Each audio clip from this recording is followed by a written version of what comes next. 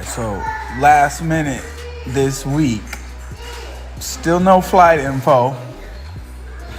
But I gotta get physical, MRI, MRA, blood work, eye exam. I gotta get all these things ready. So I'm prepared to fight on the 14th. Before I go this week, I have to get all this medical stuff done. I have to figure out which flights and hotels I have to buy for which teammates. Still all last minute. Let's hope I step in the ring. UFC Vegas 80 goes down this Saturday, headlined by an exciting matchup between Bobby Green and Grant Dawson, and you can watch it go down live on ESPN Plus. So do not wait. Click the link in the description and sign up for ESPN Plus today.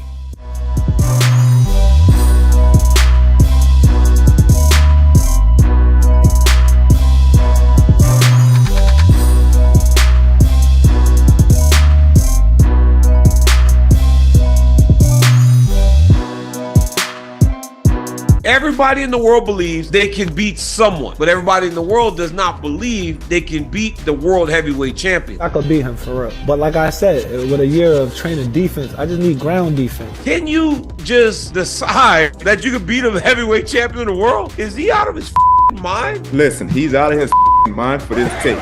Anything else, I don't know. I can only judge off of what you just played me, right? In a mixed martial arts fight wrestling, it was hard for me to take him down. You might be a bad boy against an average NBA player or whoever he bullies around in the league. I can tell you who he can beat, though. Who? Tony Ferguson. Oh, stop! I'm trolling.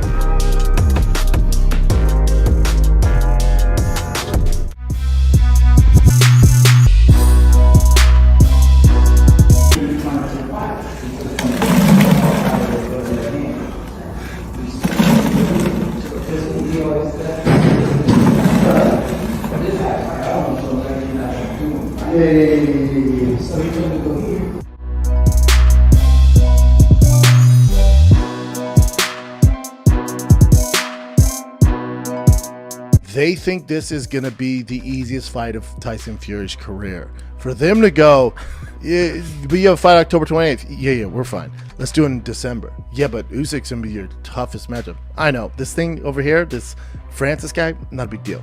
We're going to do this. It's so insulting if you're Francis Ngannou's camp. They're just going, this is going to be a cakewalk. This fight's going to be so easy. We're going to schedule the biggest fight of Tyson Fury's career a few weeks after. That is the biggest FU I've ever seen in combat sports.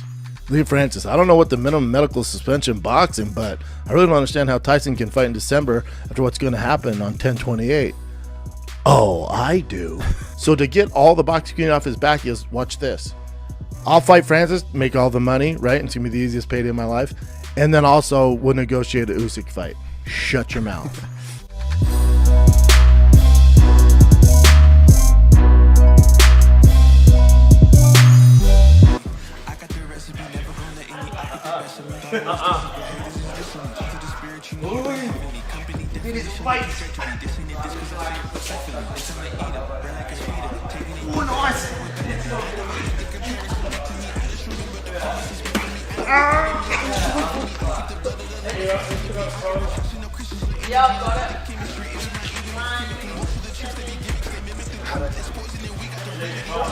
I see it coming.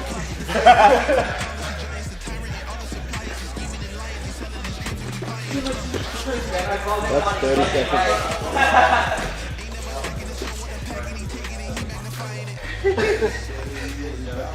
He's lasting longer than a minute, huh? That's nearly a minute now. Oh, no, a minute yet. Not quite.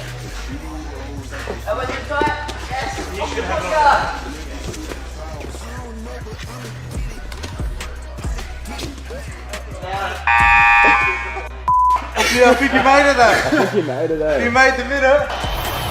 Let's see it again.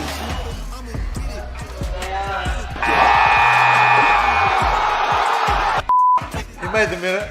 I'm not stronger than that.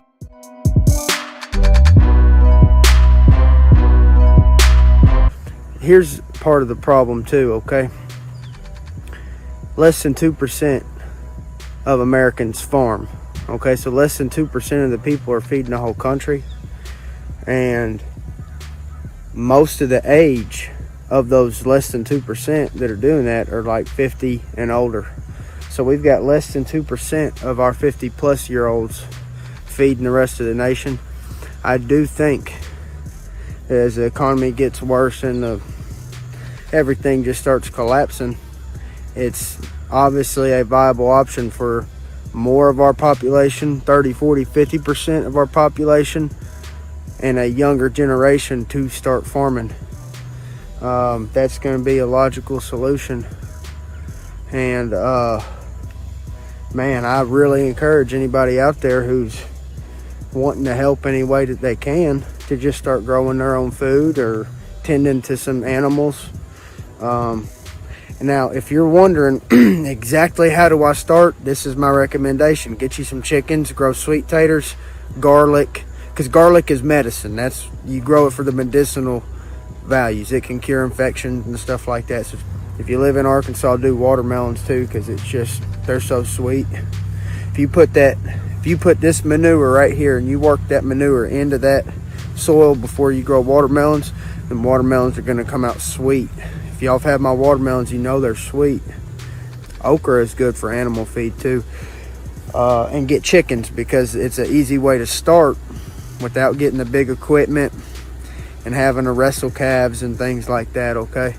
And just do anything you can to start, because as the economy gets worse, I think this stuff's going to get really important. Thank you guys who listened. Appreciate y'all.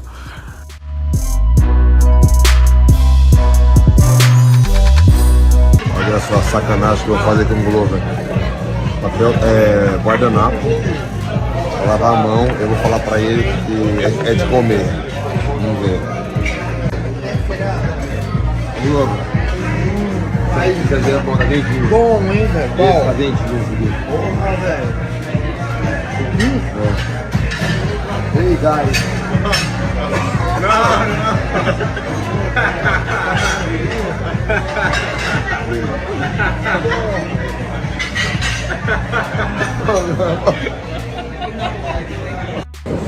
Glover, short reminder.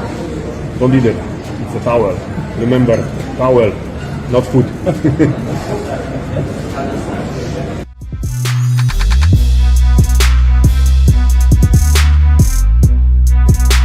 And I know when Khabib left, a little part of me left with that. Kind of sucked a little bit, because we've always had that I don't want to say negative energy, but that hype that was built around that. And then when that disappeared and the pandemic hit and team left, and then just a whole bunch, there was nothing else left for me, kind of, except what I told myself is I wanted to compete. I wanted to compete enough so that way maybe possibly win or lose, Khabib would come back. And we almost coached on The Ultimate Fighter, the season where Chandler and McGregor coached. We were verbally agreed to have coached. And a couple months, I think that was like in November. And then a couple months passed and he didn't even go corner Makhachev, which is one thing. And so he had a lot of different things going on in his life where he had to kind of second guess himself and not want to come back. So that was like another bummer. It was like, okay, really? And so I had to find myself and kind of, like I said, let go of a couple things, because, I mean, anger is not one thing you want to keep holding on to, you know, and then that frustration that comes with it when you don't have that ability to take care of business or to make that amend. You know, I still don't want to shake the hand. He's still fat in my book.